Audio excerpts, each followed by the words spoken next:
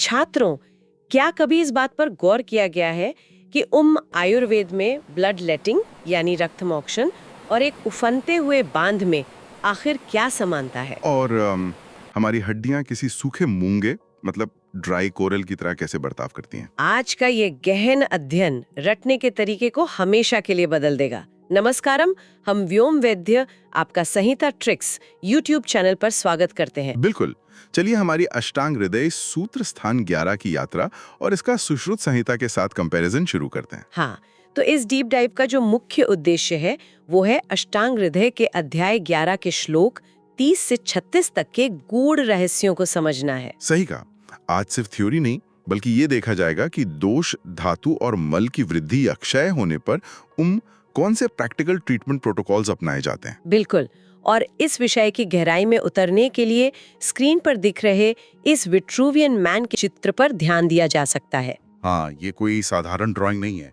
अगर ध्यान से देखें तो इसके शरीर में अलग अलग जगहों पर हर एक अंग में अग्नि जल रही है। अरे वाह, मतलब यही द फिजिक्स ऑफ हीलिंग है ना? एकदम सही।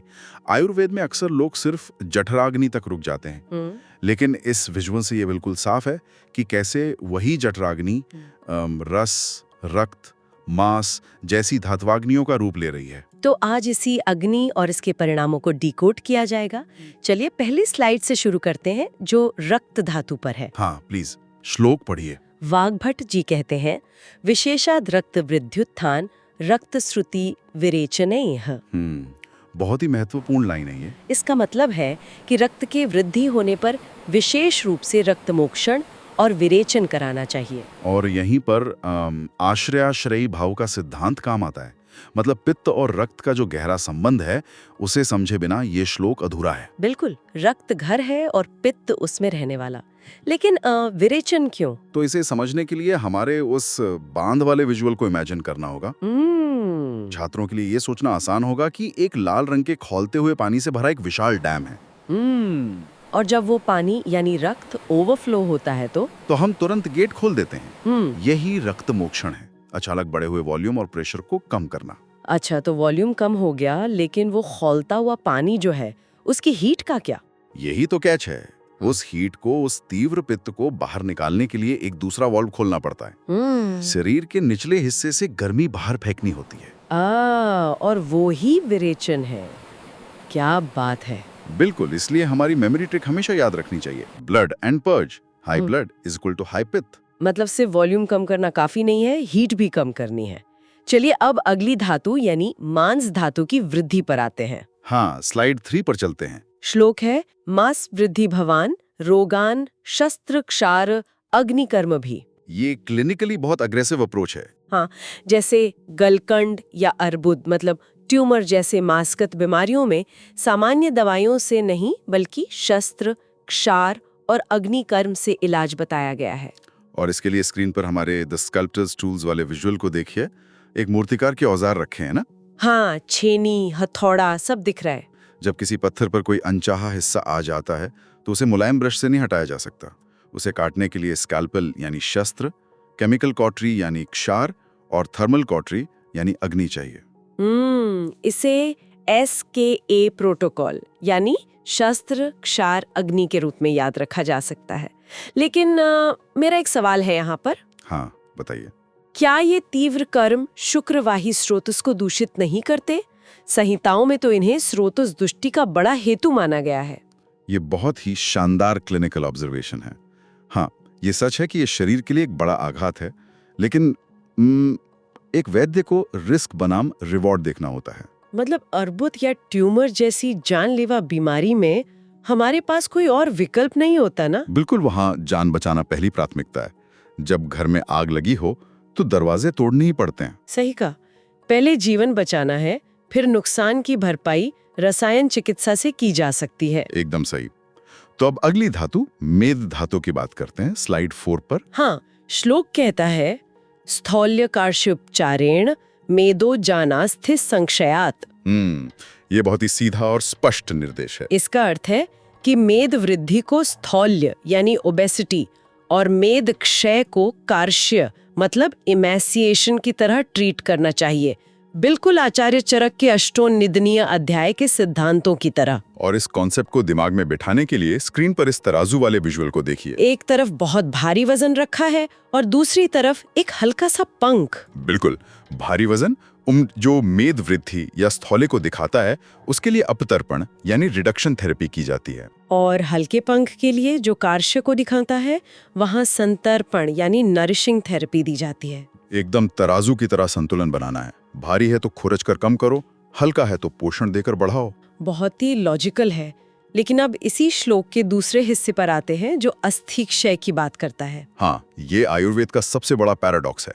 श्लोक कहता है, जातांश क्षीर घृतैस तिक्त संयुतर बस्ती भिस्त था, यानी अस्थि क्षय में तिक्त क्षीर बस्ती देनी है। दूध, घी और तिक्त रस वाली बस्ती।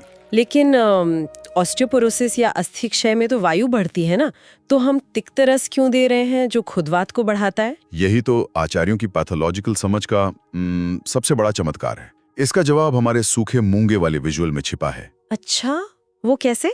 कल्पना कीजिए कि हड्डी बिल्कुल एक सूखे मूंगे यानी ड्राई कोरल की तरह पोरस और खोखली हो गई है। अब दूध और घी अपने आप तो उन सूक्ष्म छिद्रों में घुस नहीं सकते। हाँ, वो तो भारी होते हैं। तो तिक्त रस में दो खर यानी रफ गुण होता है। वो एक ड्रिलिंग मशीन या ट्रांसपोर्टर का काम करता है। वो हड्डी के अंदर तक रास्ता बनाता है। अरे वाह!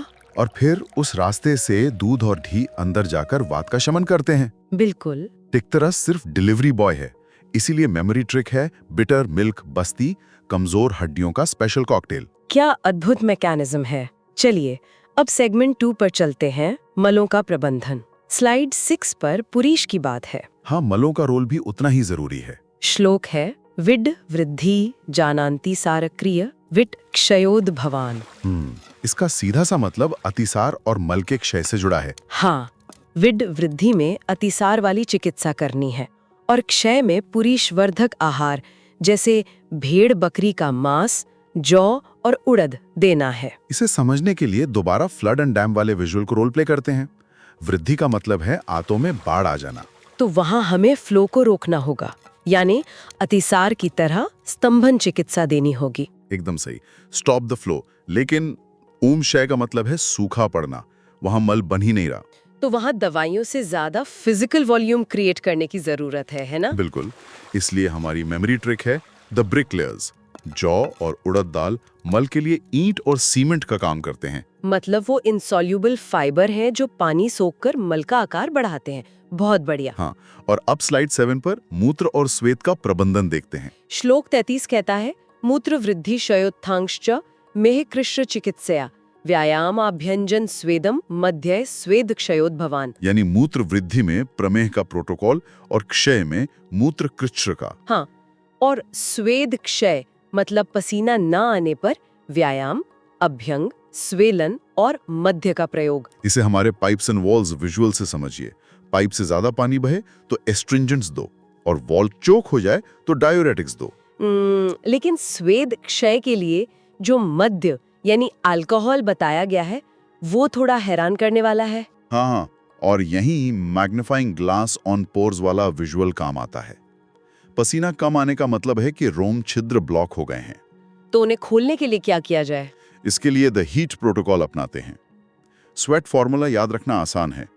वर्कआउट यानी व्यायाम, ऑयल अप यानी अभ्यंग, स्टीम अप यानी स्वेदन और ड्रिंक अप यानी मध्य। अरे वाह, ड्रिंक अप मतलब मध्य वैसोडाइलेशन करता है और अंदर की गर्मी को पसीने के रूप में बाहर धकेलता है। बिल्कुल, मध्य स्वभाव से उष्ण और तीक्ष्ण होता है। तो चलिए अब स्लाइड 8 पर इस पूरी पैथोलॉजी के मूल कारण की तरफ पढ़ते हैं, धात्वाग्नि सिद्धांत। यह आयुर्वेद का सबसे गहरा कॉन्सेप्ट है। श्लोक है, स्वस्थानस्थस्य कायग्नेर अंशा धातुषु संश्रिताः तेषाम साधति दीप्तिभ्याम धातु वृद्धि क्षयोद्भवः। मतलब जठराग्नि के ही अंश धातुओं में स्थित होते हैं। हाँ, लेकिन इसमें एक पहेली है। श्लोक कहता है, साध यानी मंद अग्नि से धातु की वृद्धि होती है और दीप्ति यानी तेज अग्नि से क्षय होता है। ये लॉजिक थोड़ा उल्टा नहीं लगता? इसे डिकोड करने के लिए हमारे स्मेल्टिंग फर्नेसेस यानी भट्टियों के चित्र को देखिए। इसे द कुकिंग पॉट रूल से आसानी से समझा जा सकता है। ओवन में ब्रेड बेक करने वाला उदाहरण। हाँ, अगर ओवन की हीट बहुत कम है, मतलब अग्निमंद है, तो आटा पकेगा नहीं, वो कच्चा और भारी रहेगा। यही अक्यूमुलेशन या वृद्धि है। अच्छा, तो कच्चा आटा मतलब टॉक्सिन्स या आम का इकट्ठा होना। और अगर हीट बहुत ज्यादा तेज है तो ब्रेड पूरी तरह जलकर राख हो जाएगी, उसका वजन कम हो जाएगा। यही बर्नआउट या क्षय है। मतलब लो हीट पर हाइपोथायरॉयडिज्म की तरह वजन बढ़ेगा और हाई हीट पर जली हुई ब्रेड की तरह वजन घटेगा। बहुत ही सटीक एनालॉजी है। और इसी विचार को आगे बढ़ाते हुए अगली स्लाइड में शैंपेन ग्लासेस के विजुअल को देखिए। एक के नीचे एक पिरामिड के आकार में रखे हुए जाम। हाँ, ये सीक्वेंशियल न्यूट्रिशन है। पूर्वो धातुहु परम कुर्यात। जब सबसे ऊपर वाला ग्लास यानी रस धातु भरता है, तभी वो छलक कर नीचे रक्त धातु को भरता है। और इसीलिए हमारी मेमोरी ट्रिक है फीड द लीडर। अगर पहला टिश्यू भूखा रहेगा तो पूरी लाइन भूखी रह जाएगी। बिल्कुल, रस धातु बिगड़ी तो आगे की सब धातुएं बिगड़ जाएंगी। तो जब ये चेन टूट जाती है तब रोग का रास्ता क्या होता है? स्लाइड 10 में संप्राप्ति चक्र बताया गया है। दोषा दुष्टा रसैर धातुन दूषयन्त्युभय मलान। ये एक क्लासिक डोमिनो इफेक्ट है। दोष दूषित होते हैं, फिर वो धातुओं को दूषित करते हैं और अंत में मलों को। और इसे टॉक्सिक बैरल्स और गंदे पाइप्स के विजुअल से बहुत अच्छे से समझा जा सकता है। हाँ, वात, पित्त और कफ वो जहरीले ड्रम हैं। जब ये ओवरफ्लो होते हैं तो धातुओं की पाइपलाइन से होते हुए मलों तक पहुंचते हैं। और जब कचरा बहुत ज्यादा हो जाता है तो वो बाहर खुलने वाले रास्तों को चोक कर देता है ना? बिल्कुल। और वो बाहर खुलने वाले रास्ते कौन से हैं? इसके लिए स्लाइड 11 पर मलायन यानी 9 द्वारों का श्लोक है। हाँ, अधो द्वे सप्त शिरसी खानी स्वेद वहानी च मला मलायनानी स्युहु यथास्वम तेष्वतो गदा। स्क्रीन पर मानव शरीर के 9 गेट्स विजुअल को देखिए। 7 द्वार सिर में और 2 नीचे। और पूरी त्वचा पर अनगिनत रोमकूप। यहीं पर दोष धातु की चेन टूटने पर कचरा बाहर आने की कोशिश करता है। अगर वो पित्त का कचरा आंख में फंसा तो कंजंक्टिवाइटिस होगा, कान में फंसा तो इन्फेक्शन होगा। मतलब अंदर की बीमारी इन 9 द्वारों पर आकर लक्षण दिखाती है। चलिए स्लाइड 12 पर इस पूरी चर्चा को समेटते हैं। हमारी क्लिनिकल अल्केमिस्ट चीट शीट ये पूरे अध्याय का फाइनल मैसेज है। हाँ, रक्त बढ़ा तो ब्लड लेटिंग और विरेचन, मांस बढ़ा तो बिना डरे SKHA प्रोटोकॉल, अस्थि कमजोर हुई तो तिक्त शीर बस्ती का चमत्कारी कॉकटेल, और मल घटा तो बल्किंग एजेंट्स। और इन सब का सिर्फ एक ही अटल सिद्धांत है, मास्टर द अग्नि, मास्टर द धातु। बिल्कुल। इस पूरी चर्चा के बाद एक विचार मन में आता है। अगर मॉडर्न मेडिसिन हर क्रॉनिक बीमारी को सिर्फ एक सेल्यूलर फेलियर ना मानकर अग्नि के फेलियर की तरह देखे तो? क्या बात है, ये बहुत ही गहरा नजरिया है। हाँ, जैसे वो सूखा मूंगा सिर्फ कैल्शियम का इंतजार नहीं कर रहा था, बल्कि तिक्त रस वाले उस ट्रांसपोर्टर का इंतजार कर रहा था जो रास्तों को खोल सके। क्या देना है से ज्यादा कैसे पहुंचाना है, यही एक वैद्य की असली पहचान है। एकदम सही बात है। ये प्रकृति के शाश्वत नियमों का सबसे शुद्ध विज्ञान है। हमारे YouTube चैनल को सब्सक्राइब करना न भूलें। अपना प्रेम बनाए रखें। आपके कमेंट्स में फीडबैक हमें और ज्यादा मेहनत करने के लिए ऊर्जा देता है। Thank you for loving our work. Keep practicing these visuals and we'll see you in the next lecture on Samhita tricks YouTube channel.